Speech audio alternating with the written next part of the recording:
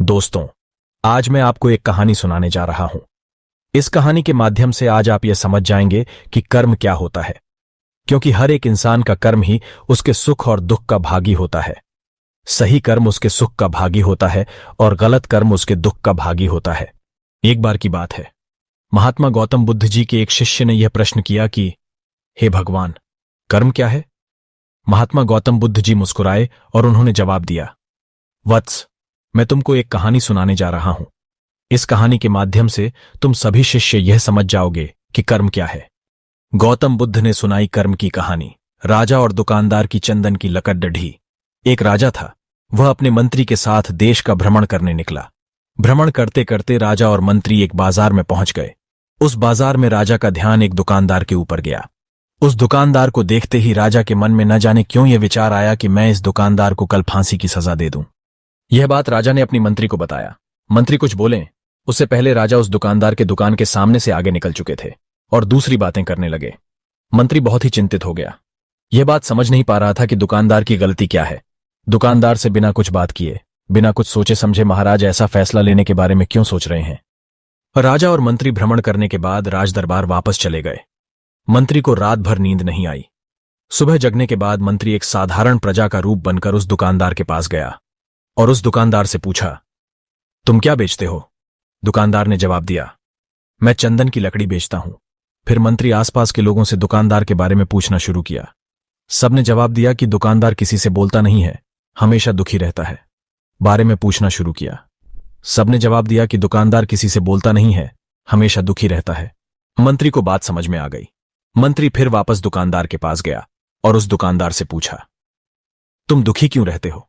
दुकानदार ने बताया, मैं दुखी इसलिए रहता हूं क्योंकि मेरे दुकान पर लोग आते हैं, चंदन की लकड़ियां सूंघते हैं और बोलते हैं बहुत ही सुंदर है, बहुत ही अच्छी महक है, लेकिन कोई खरीदा नहीं है, इसलिए मैं बहुत दुखी रहता हूं। मंत्री दुकानदार की बात सुनकर खुद भी भाव विभोर हो गया। कोई भी दुकानदार दुखी क्यों ना हो, अगर उसके दुकान का कोई भी सामान खरीदा ना जाए जबकि सामान में कोई कमी ना हो। मंत्री सोचने लगा कि यह दुकानदार अपने दुखों की वजह से इतना दुखी रहता है, परंतु राजा इस दुकानदार को फांसी पर क्यों लटकाना चाहते हैं? अर्थात राजा के मन में आए हुए विचार का उत्तर अभी तक मंत्री को नहीं मिला था।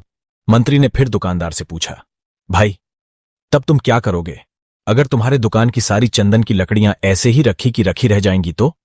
दुकानदार ने गुस्से भाव में बोला, हां, मैं जानता हूं, मेरी चंदन की लकड़ियां ऐसे ही रखी रह जाएंगे, कोई नहीं खरीदेगा। इसीलिए मैं सोचता हूं कि हमारे देश का राजा जल्दी से मर जाए। अगर वह जल्दी से मर जाता तो मैं उस राज दरबार में उस राजा के दाह संस्कार के लिए अपनी चंदन की लकड़ी देता, जिससे मुझे कुछ पैसे मिल जाते और इस बाजार के अलावा बाकी के लोगों को भी मेरे चंदन की लकड़ी के बारे में पता चलता, तो फिर शायद कुछ न कुछ लोग मेरी दुकान से जरूर खरीदने आते चंदन की लकड़ी। मंत्री दुकानदार की बात को सुनकर सब कुछ समझ गया और उसके मन में एक विचार आया। मंत्री ने दुकानदार से चंदन की कुछ लकड़ियां खरीदें। इस खरीदारी से दुकानदार को कुछ पैसे भी मिल गए और वह थोड़ा खुश भी हो गया। मंत्री चंदन की लकड़ियों को लेकर वापस राजदरबार चला आया। राजदरबार पहुंचकर मंत्री ने उन चंदन की लकड़ियों को राजा के समक्ष रख दिया और बोला कि हे राजन, ये चंदन की लकड़ियां उसी दुकानदार ने आपको भेंट किया है जिस दुकानदार को आप फांसी देने के लिए सोच रहे थे। राजा उन चंदन को सूंघे तथा सूंघने के बाद बड़े ही प्रसन्न हुए। उन्होंने कहा, यह चंदन की लकड़ियां बहुत ही ज्यादा खुशबूदार हैं। दुकानदार के इस अनोखे भेंट से राजा बहुत खुश हुए और मंत्री को कुछ स्वर्ण मुद्राएं दिए तथा बोले, जाओ, उस दुकानदार को ये स्वर्ण मुद्राएं इनाम में देना और बोलना कि आज के बाद महल में जब कभी भी चंदन की लकड़ी की जरूरत पड़ेगी तब तुम्हारे दुकान से ही चंदन की लकड़ी ली जाएगी। मंत्री जी मुस्कुराने लगे तथा यह सोचने लगे कि अब तो राजा के मन में उस दुकानदार को फांसी देने का विचार आ ही नहीं सकता, क्योंकि अब तो हमेशा राजदरबार के लिए चंदन की लकड़ियों का इंतजाम की जिम्मेदारी उस दुकानदार को जो मिल गई है। मंत्री स्वर्ण मुद्राओं को लेकर वापस दुकानदार की तरफ चल दिया। इधर राजा इस विचार में पड़ गए कि वह दुकानदार तो बड़ा ही अच्छा इंसान है। जिस वक्त मैं उसके बारे में यह सोच रहा था कि मैं इसको कल फांसी दे दूंगा, तब शायद उसके मन में उस समय यह विचार चल रहा था कि राजन पहली बार मेरे दुकान के सामने आए हैं, क्यों ना मैं उनको अपनी सुंदर और खुशबूदार लकड़ियों को भेंट करूं। और आज उसने मुझे भेंट भी किया। बेवजह ही मैं उसको फांसी देने के बारे में सोच रहा था। इधर मंत्री दुकानदार के पास पहुंच गया। मंत्री ने राजा के द्वारा दी गई स्वर्ण मुद्राओं को दुकानदार को देते हुए कहा कि जिन चंदन की लकड़ी को कल मैं खरीद कर लेकर गया था, उन चंदन की लकड़ियों को राजा ने बहुत पसंद किया और इनाम के तौर पर तुमको यह कुछ स्वर्ण मुद्राएं दिए हैं। ये दुकानदार बहुत ही खुश होने लगा। साथ ही साथ मंत्री ने उस दुकानदार को यह भी बताया कि अब आज के बाद राज दरबार में जब कभी भी चंदन की लकड़ियों की जरूरत पड़ेगी तो सारी चंदन की लकड़ियां तुम्हारी दुकान से ली जाएगी। दुकानदार मंत्री की बात सुनकर बहुत ही खुश हो गया। मंत्री ने दुकानदार से पूछा, क्यों भाई, तुम तो राजा के बारे में इतना बुरा भला सोचते थे, लेकिन राजा देखो तुम्हारी कितना चिंता करते हैं। राजा कितने अच्छे हैं। राजा अपनी प्रजा के बारे में कभी भी गलत नहीं सोचते हैं। दुकानदार मंत्री की बात से सहमत हो गया और बहुत दुखी हुआ। दुकानदार मंत्री से बोला, मैं कितना गलत सोचता था राजा के बारे में। राजा तो बड़े ही अच्छे हैं, बड़े ही भले राजा हैं। भगवान करे कि राजा की बहुत ही लंबी आयु हो। यह बात सुनकर मंत्री भी बहुत खुश हुआ। फिर मंत्री वहां से वापस राजदरबार को चला गया और यहीं पर महात्मा गौतम बुद्ध जी ने इस कहानी को समाप्त कर दिए। फिर अपने शिष्यों से उन्होंने पूछा कि अब बताओ कि कर्म क्या है। विचार ही हमारे कर्म होते हैं। गौतम बुद्ध ने कर्म का पाठ पढ़ाया। किसी शिष्य ने कहा, कर्म बोले हुए शब्द है। किसी शिष्य ने कहा, कर्म वाणी है। तो किसी ने कहा, कर्म सोच है। तो किसी ने कहा, कर्म भावना है, वगैरह वगैरह।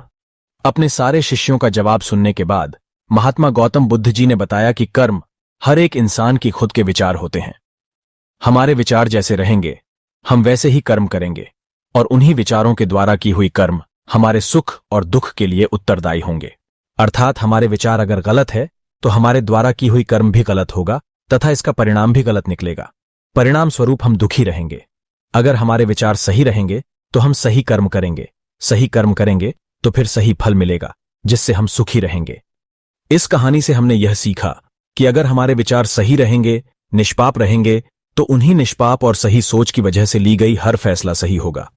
जब सही फैसला लेंगे तब वह हमारे द्वारा की हुई सही कर्म होगी।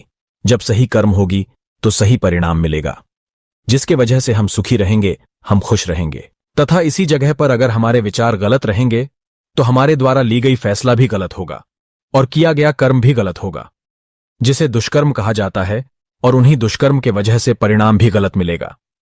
जब दुष्परिणाम मिलेगा तब हम दुखी रहेंगे, परेशान रहेंगे। आपको गौतम बुद्ध के द्वारा दी गई सीख कैसी लगी हमें कमेंट में जरूर से बताएं।